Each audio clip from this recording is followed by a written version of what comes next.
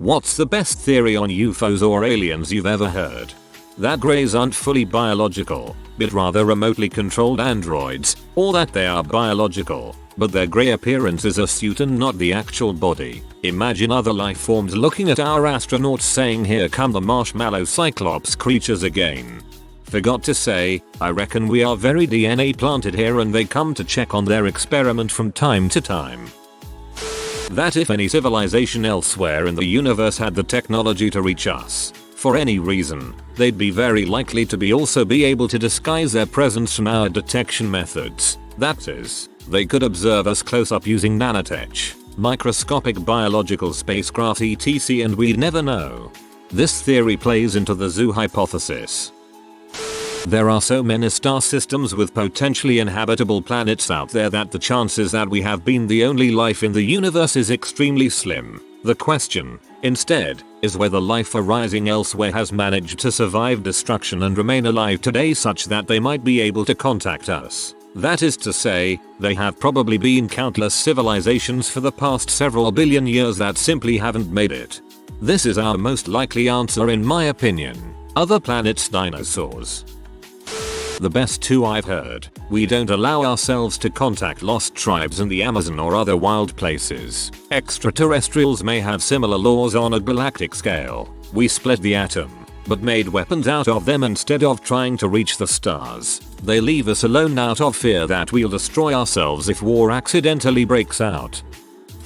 That life in the universe could be so unrecognizable to us that we wouldn't even register it as being alien life. What if life on another world was not carbon based, but another element? How would we even know what to look for since our definitions and descriptions of life are based on a completely different perspective? Any species advanced enough to find us wouldn't make contact. They'd study us the way we study animals, ideally with minimal interference. Compare the average abduction story to the way we dart large animals, collect data and leave them to wake a bit groggy and confused but unharmed. UFOs are higher dimensional objects moving through our dimension. Like, if we moved a 3D object through 2D space, to a 2D being it would look crazy weird. A hollow sphere would start as a dot, then look like a hula hoop that starts small, gets big, then small again. They'd have no idea what they were looking at. So WTF would a higher dimension object look like passing through our 3D dimension? It might rapidly change shape or appear to move at incredible speed as the whatever moved through our space-time. Gravity wouldn't affect it, I don't think. It wouldn't appear to have any form of propulsion. Brian Cox's, at least that's who I heard this from first, solution to the Fermi paradox. TLDR. Any most civilization advanced enough to get even close to interstellar travel becomes too energy intensive and destroys themselves their planet before they get far enough for interstellar contact. Consider the fact that the human race is a divided mess of contradictory intents. We have the scientific community reaching out peacefully, yet if aliens do come into the airspace of any nation, the first to greet them would be the military. You can imagine what the response of the military would be when a UFO enters forbidden airspace. Given the declassified government files regarding UFOs, it is quite likely that contact has been attempted in the past and the results being tragic. The movie Contact actually makes a good case that we haven't been visited by UFOs or aliens. Our most powerful broadcasts have traveled at best a few dozen light years from this planet. To put that into perspective, if the Milky Way galaxy was the same size as North America, the Earth would be a speck of dust floating around a knick-knack on a living room table in a house in Arizona. Our most powerful broadcast signals have made it to the end of the driveway, or at best across the street. If there were a hyper-intelligent species 2 blocks over desperately listening for signs of intelligence in the neighborhood, they wouldn't even know we existed for at least a couple thousand years. When they finally picked up our signal, our first television broadcasts, it would take their response another couple thousand years to arrive here. That there is no one else and we are those advanced aliens. The universe is still in its toddler stage in age and we are the first intelligent people.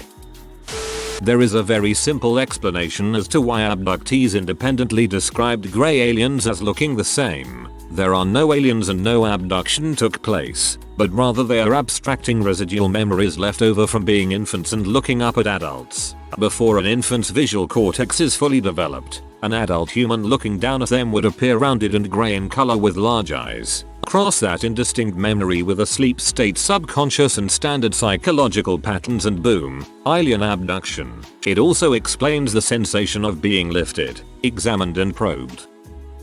You know that trope in sci-fi shows, where they stumble upon the networks of the founders or the ancients or the architects, a civilization so advanced, long ago, that traveled the stars? That is us. We're seemingly alone because we're the first. Maybe they'll stumble upon us in a million years.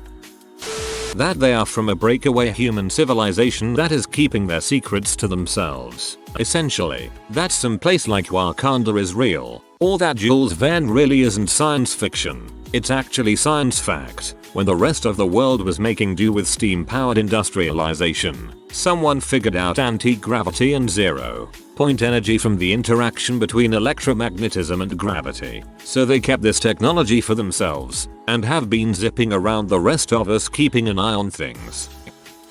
I don't believe it, but that they live in underground caves and dwell primarily in Antarctica. I don't remember the complete theory, but people say they're an advanced race adapted for life underground, and that they have advanced machinery because they have been living on the earth longer than humans.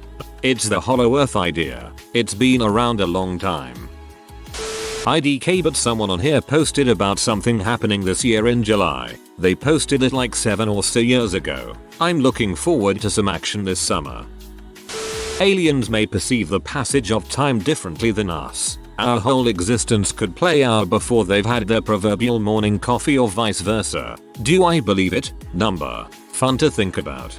Time dilation is a real thing. Beings living on more massive planets or orbiting larger stars might have a different experience of time. I don't know if it would be our entire species' existence and the time it takes to make coffee, but the passage of time is not a constant. We're not the first. We are the aliens that we're looking for. Mammals are not native to Earth. The asteroid was a massive chunk of our planet and we populated the Earth after that. Is that a theory that I believe? No, not at all. Is it a good concept for a sci-fi movie? Yes. It's going to blow your mind when you learn what the moon is made out of and how it formed.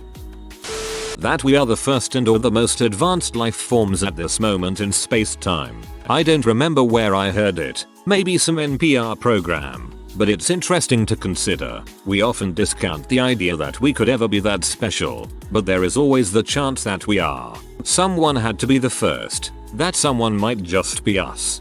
I remember reading somewhere that the Earth is actually quite early. The last star will burn out 100 trillion years from now and 92% of the planets are yet to be formed. Yes, we may be the first but not necessarily the last.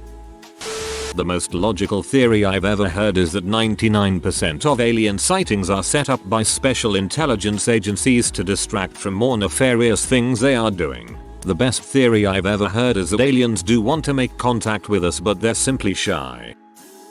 All the UFO sightings throughout history are just humans from the future on a time-traveling safari meant to observe how we were in the past. They are supposed to keep out of sight. But thanks to human mechanical errors there have been hiccups with their cloaking which have resulted in being seen. That's why there have always been so many reports of them throughout history, but there has never been an attack. It's just us. Also, the reason why we don't see as many examples of UFOs now, even through pretty much everyone has a camera, is because people are not that interested in this time period, since we already document aspects of human life all the time.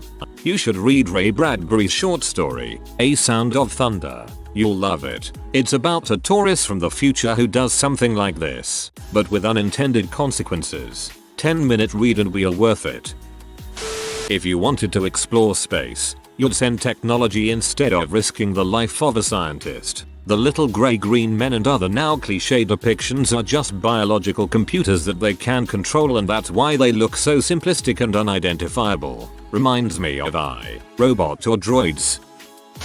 The US military has intentionally orchestrated alien sightings and kidnappings, as well as funded UFO religions and conspiracy theories. to prevent people from being taken seriously should they happen to notice some experimental planes and so forth. There are no aliens, but there are US military agents in goofy spacesuits who mutilate cattle and probe deranged people to encourage them to make fools of themselves. Pretty sure there are cases where this is literally confirmed. I believe when the U-2 spy plane was being developed they leaked rumors of aliens or something similar to the nearby town.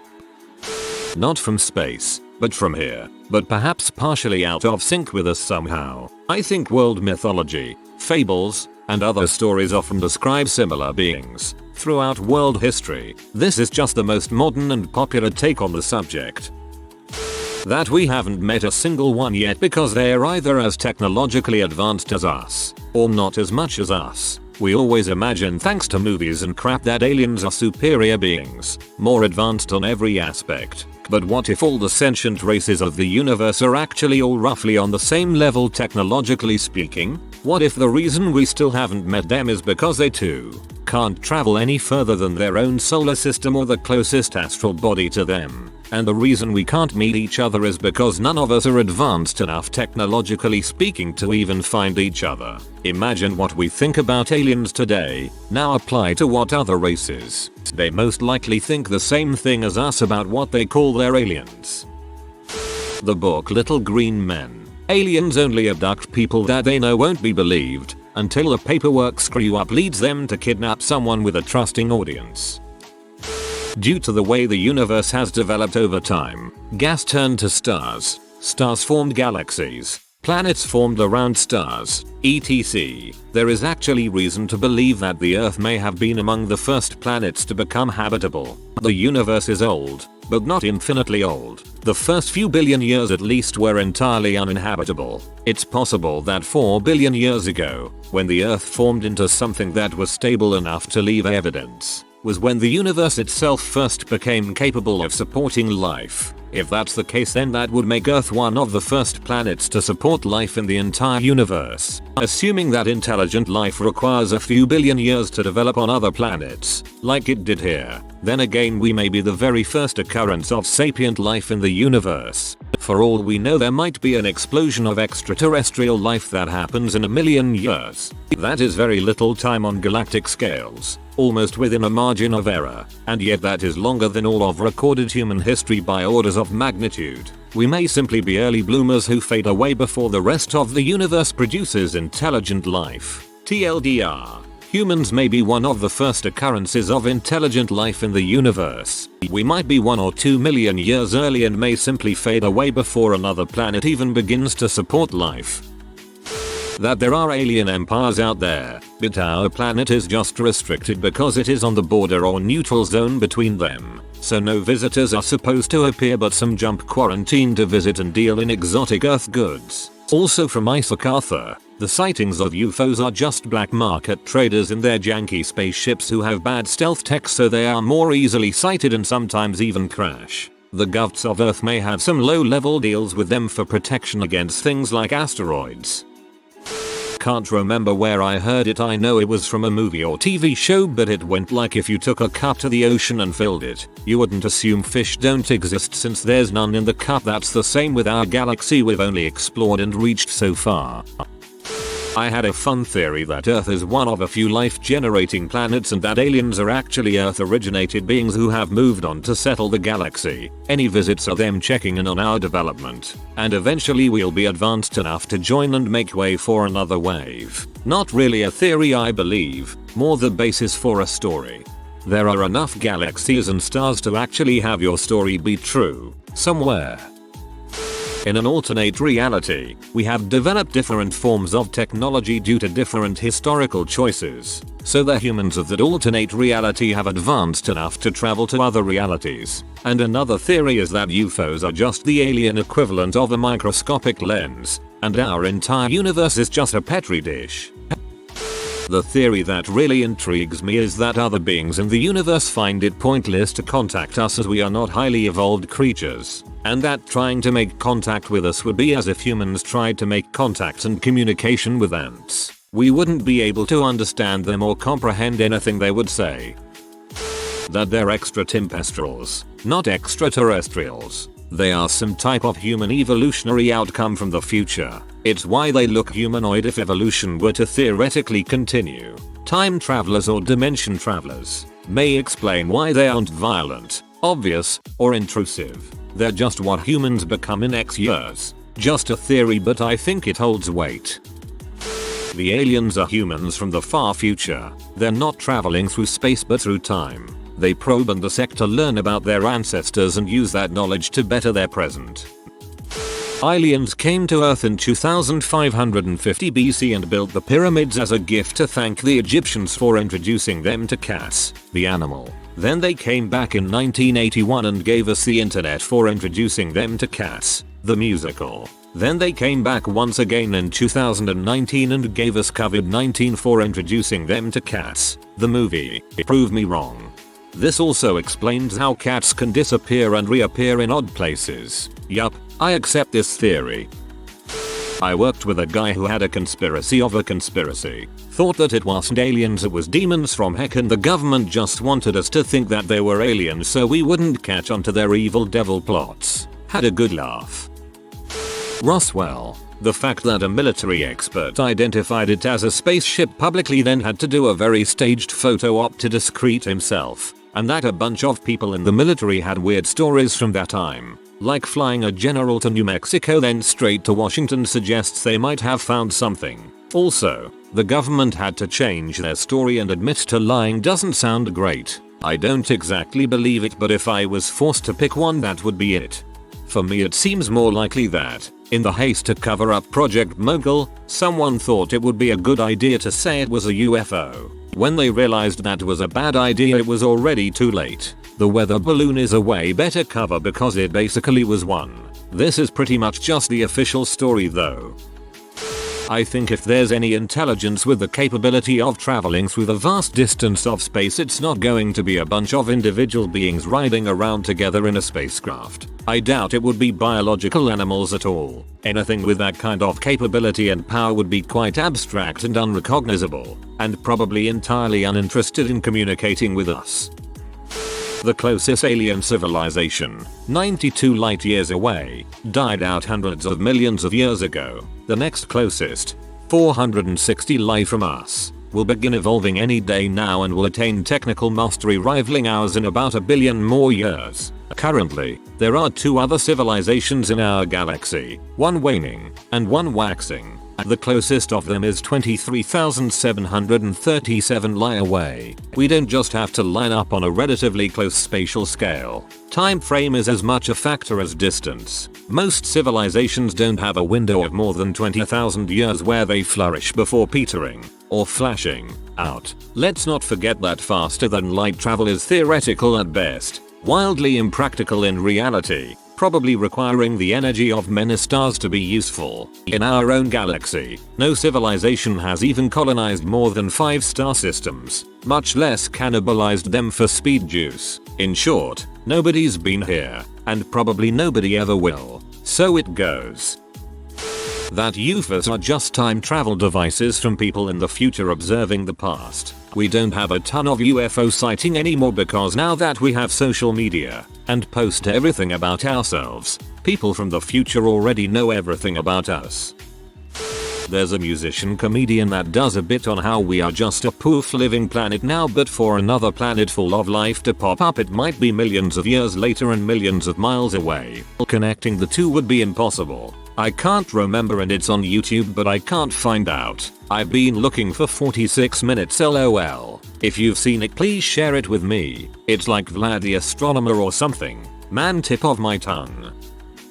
I've come across 2 that make sense to me. Neither denies the possibility of aliens, but both posit that humans and aliens will likely never interact in a meaningful way. 1. Aliens are long gone. The odds that humans will cross paths with another intelligent lifeform is slim. What if the aliens we are looking for are an extinct race of beings that existed millions of years ago? Maybe their civilization peaked during the age of the dinosaurs or even earlier. Who knows? They may have visited Earth when the most complex life was a single-celled organism and moved on. 2. Any aliens that reach Earth are lone travelers. Our species is just no exploring space travel and it takes a long time to reach other planets. Imagine if another species, in another solar system, just a few hundred years ahead of us, technologically, has sent out a one-way exploration mission.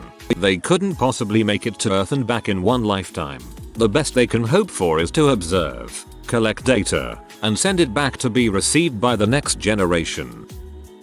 I find it interesting that we see proportionately less pictures footage of UFOs now that we all have cameras in our pockets than in the 80s when film was expensive. It should be dramatically more, yet it isn't. And with HD, 4K, 8K now we should have really high quality proof. At least some.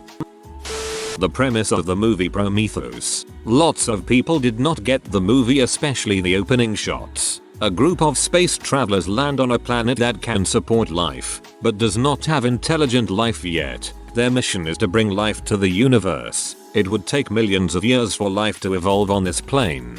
So they decide to give it a boost. They played God with our evolution. The travelers draw lots for one of them to sacrifice himself to seed life on the planet. So the chosen one takes a pill to disintegrate his DNA into the water of the plant, whether his DNA combines with the amino acids in the oceans and forms all life. Of all the life forms that were created, one retains the most alien attributes: humans. The planet is Earth.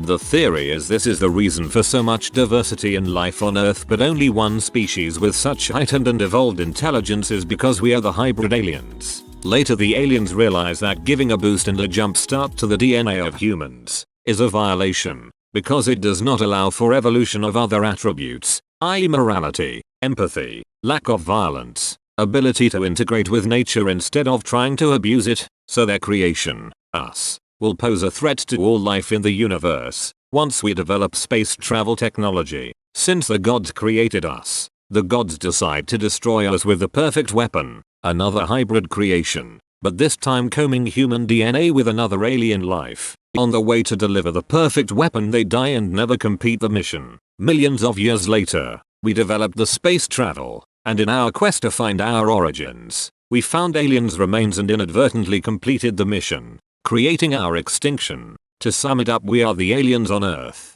The true extraterrestrial aliens who created us are trying to destroy us. If we survived, we will destroy all other life. Best theory about aliens. IMHO.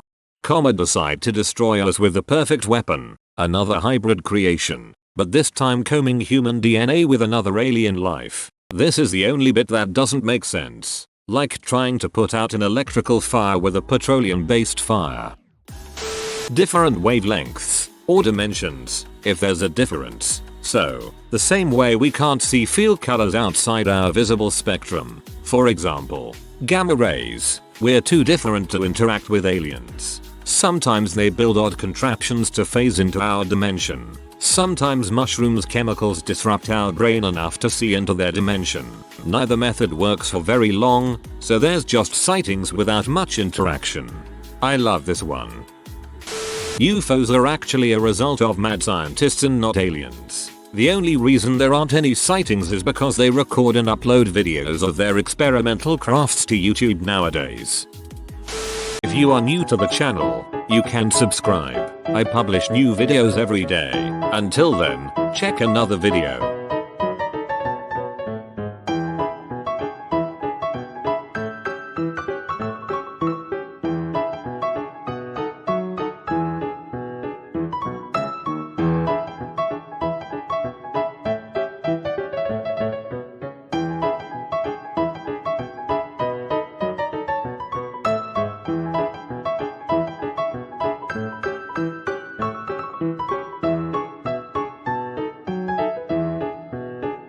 Bye for now.